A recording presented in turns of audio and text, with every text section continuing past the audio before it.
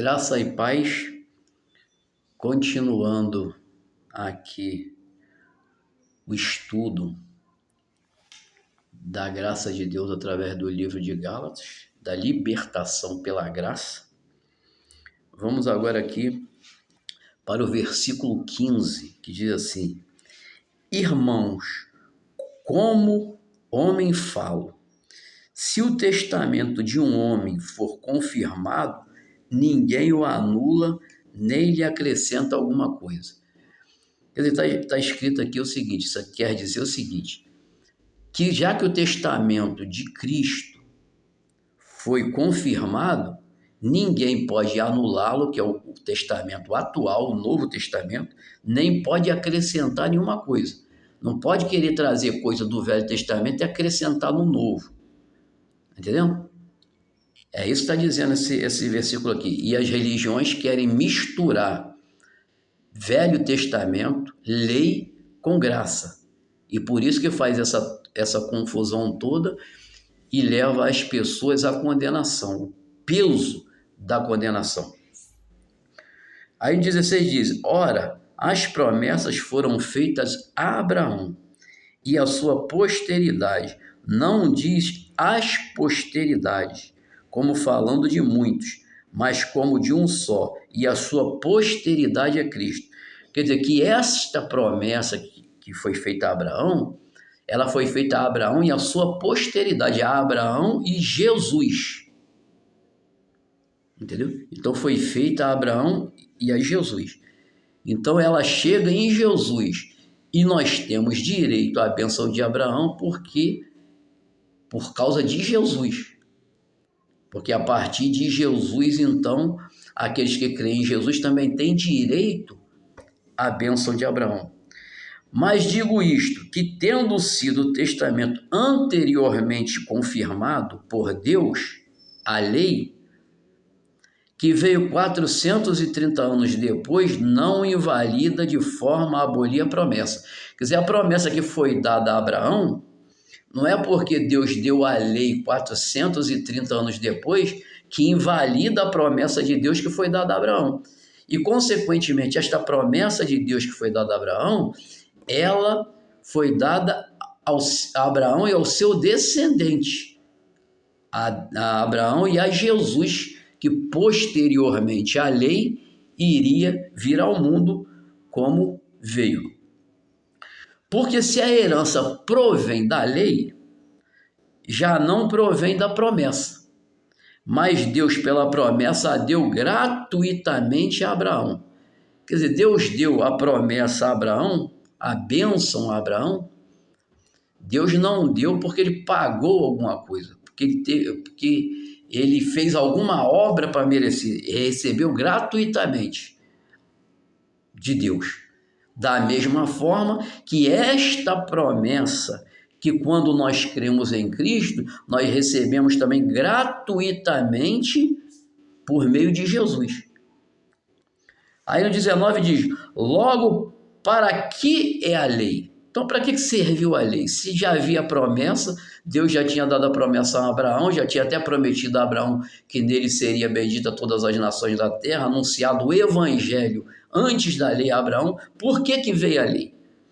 Aí aqui diz, no 19, para que a lei foi ordenada por causa dos transgressores, até que viesse a posteridade, a quem a promessa tinha sido feita, e foi posta pelos anjos na mão de um mediador.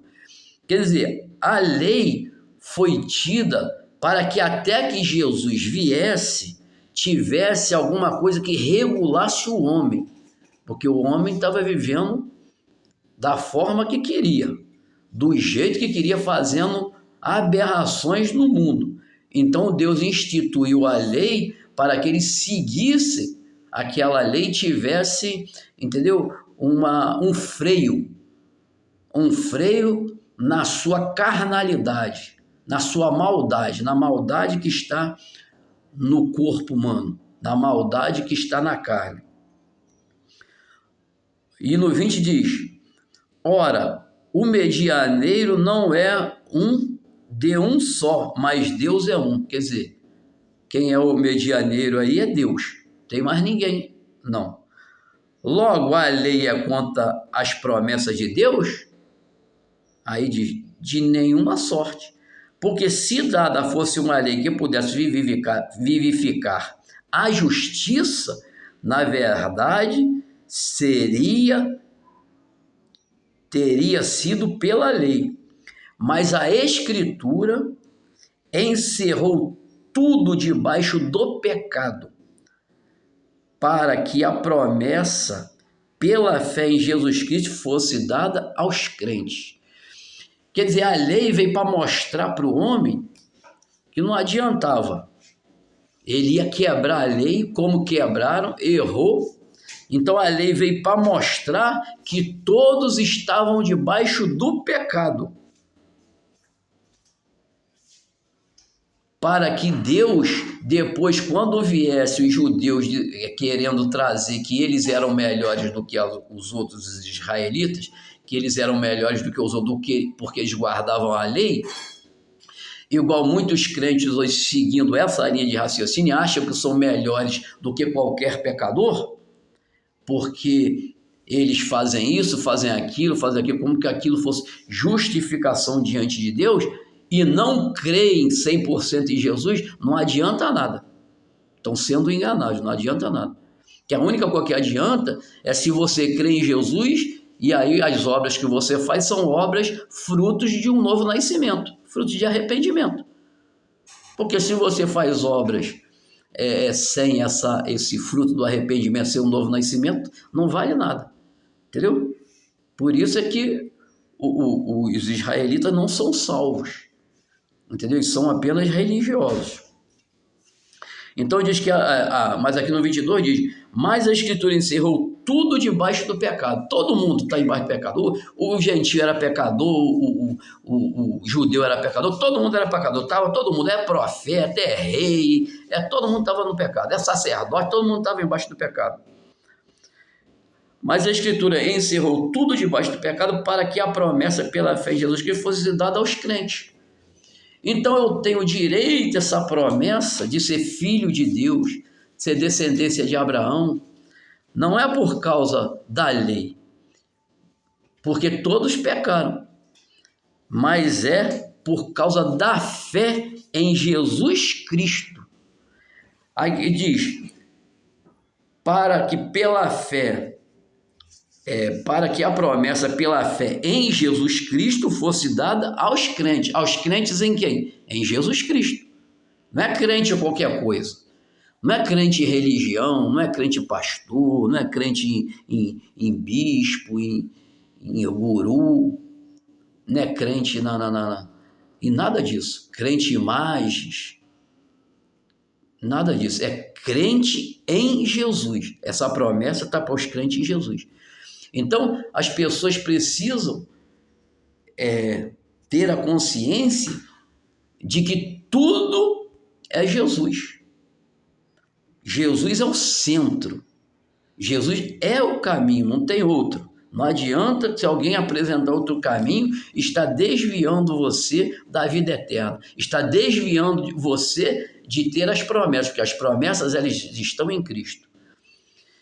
Então, eu peço a você que está assistindo esse vídeo, está tirando proveito desse vídeo, vendo que está sendo bom para você, que você venha compartilhar com outras pessoas também, que você vê que necessitam de ouvir esta palavra da verdade.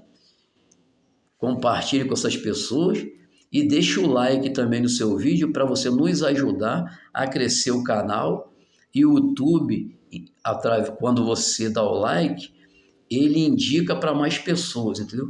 Então você estará também conosco evangelizando. Que o Espírito Santo fale melhor em cada coração.